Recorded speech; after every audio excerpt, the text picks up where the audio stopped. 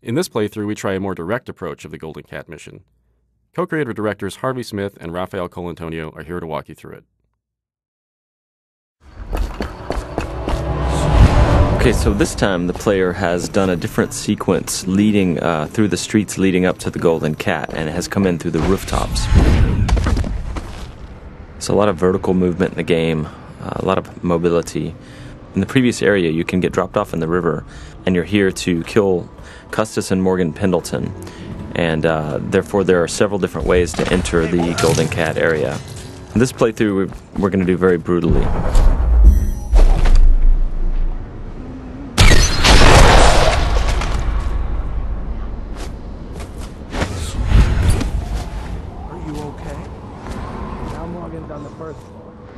Need to get the men in position. The Ivory Room. All I can tell you is it's very heavily soundproofed. I'll leave the rest to your imagination. Custis is easier to manage. Some night you just... Why would anyone pay for that? Rats, plague, elixir, bunch of crap. Huh?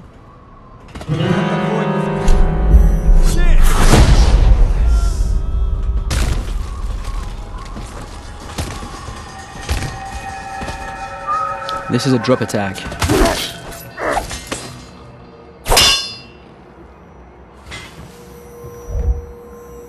Talk to that nice girl again. The one I told you about.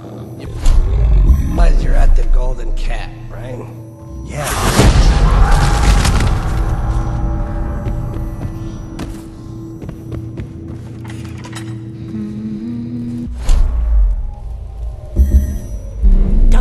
The Pendletons are supposed to be on duty. They're supposed to be on guard. Obviously, playing this way has got consequences. Some of them is that we track the number of death and innocents that the player kill, and this derives the ending, but also derives some of the little story beats all along the game. And besides, playing this way is actually very consuming in terms of resource. So the player uses those resources like powers and his mana and his health potions, and he has to use them carefully. Guards, might be worth checking out.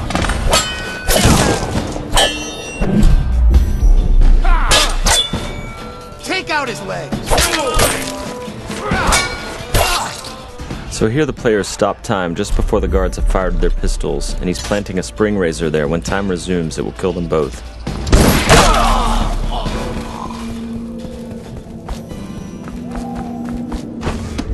By the outside! Help!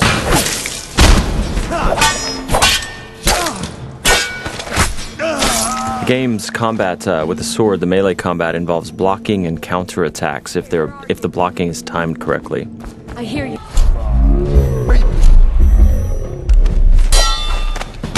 I'm a... I'll have you whipped and put to work in the...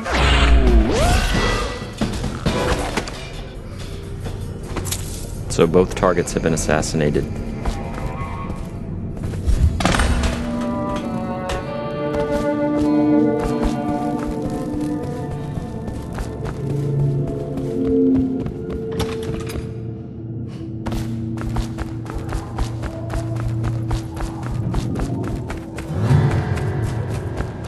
Huh? Someone help me out! Someone get over here! Help! Someone...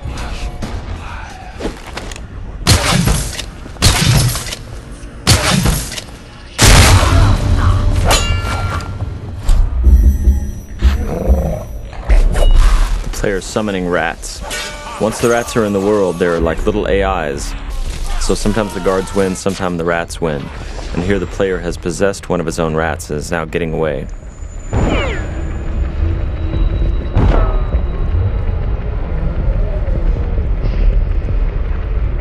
And that's the end of the violent, messy playthrough of the Golden Cat.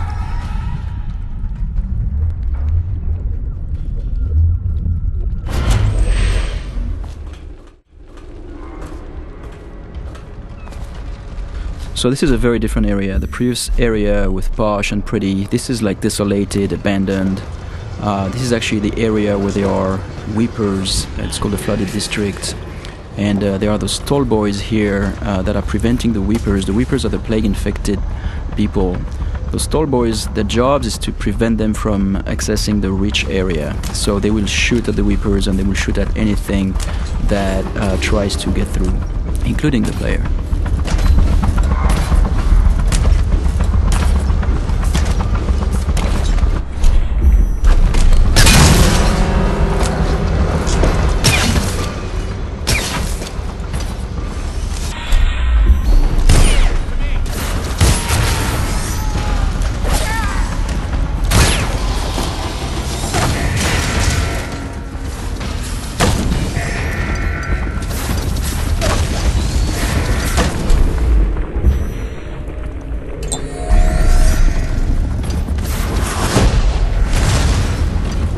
Here we're using wind blast to bounce back the arrows at the Tallboys.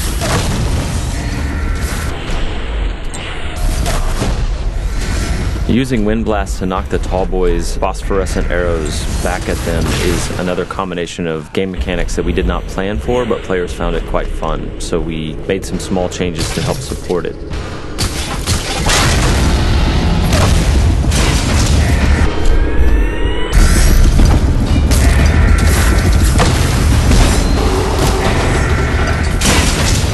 These Stiltwalker guards, the Tallboys as they're called, have vulnerable tanks of whale oil on their backs that they use for their incendiary arrows. And so periodically the player is shooting at those tanks, stopping time, trying to get behind them.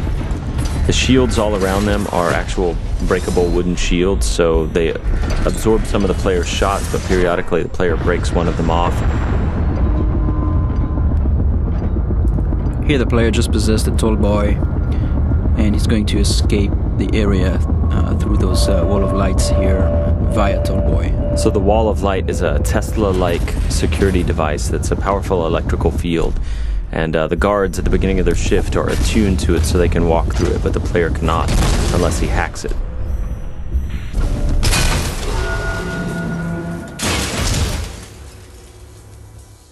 Thank you for watching. For an alternate approach, check out youtube.com/Dishonored or Dishonored.com.